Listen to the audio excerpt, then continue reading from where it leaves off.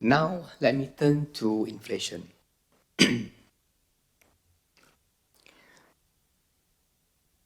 Both headline and core inflation continued to trend below the long-term trend, averaging at about 1.8% in 2024. And going into 2025, we expect inflation to remain manageable, while domestic policy measures such as the fuel subsidy rationalization may introduce some upward price pressure. These are expected to remain contained, given the broader environment of moderating global costs and the absence of excessive demand-driven inflation. Despite the moderation in overall inflation, cost of living concerns persist. We acknowledge that. And it is important to recognize that the cost of living is shaped not just by price levels, but also by income growth. As you can see in the right-hand side of the slide, since 2019, nominal wage growth has lagged behind the price increases, hence eroding the purchasing power, and particularly for the essential goods such as food. This impact is most pronounced among lower income households who allocate a larger and increasing share of their income to basic necessities like food and housing. Put simply, for every 100 ringgit the B40 earned in 2022, 52 ringgit was channeled, or more than half was channeled towards basic needs, affecting their ability to spend on important services such as insurance and financial services, as well as on discretionary items.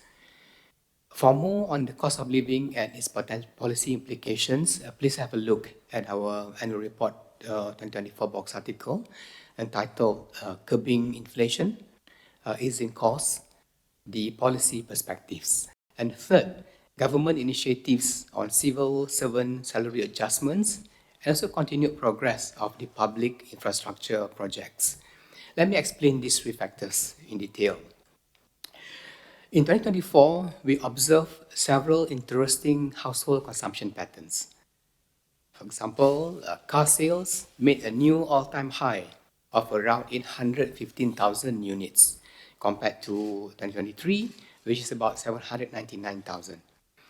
Spending on restaurants and hotels grew by 11.8%, above the long-term average of 7.1%.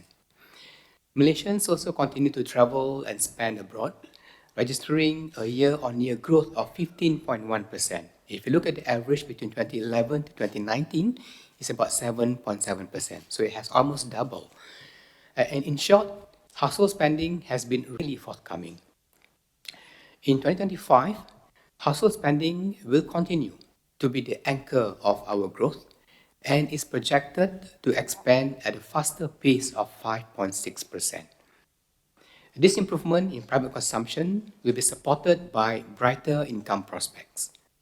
One measure of income, which is the compensation of employees, this is expected to improve amid the higher labor utilization. Growth of mixed income, which is the income from own small businesses or the self-employment, including the gig economy, is also projected to remain strong this year. Government measures such as the salary increment for the civil servant and the higher minimum wage will also lend further support to the overall income growth. These measures will positively affect at least 4 million workers in 2025. The growth in income in 2025 will also be facilitated by the improving labor market conditions, despite wage growth being quite modest in 2024 compared to previous years. The continued expansion in employment will support household spending this year. Additionally, the labor force participation rate has also reached its historic high of 70.5%, while the unemployment rate is low and is projected to decline to 3.1% in 2025. Investments will continue to be a bright spot in the economy.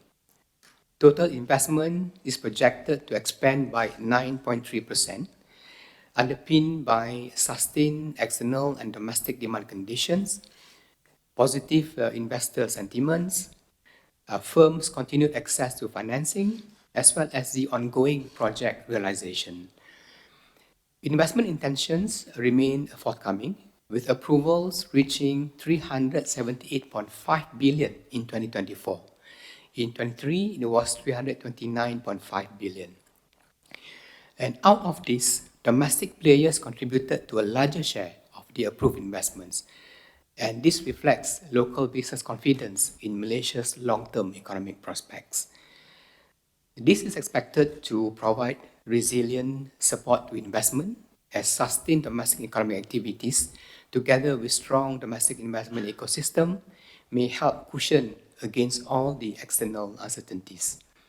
Of significance, we need to note that 84.5% of the manufacturing projects that was approved between 2021 and 2024 are actually being implemented now in various stages, from production to factory construction and machinery installation. We owe this faster implementation to better facilitation on the part of various agencies of the government.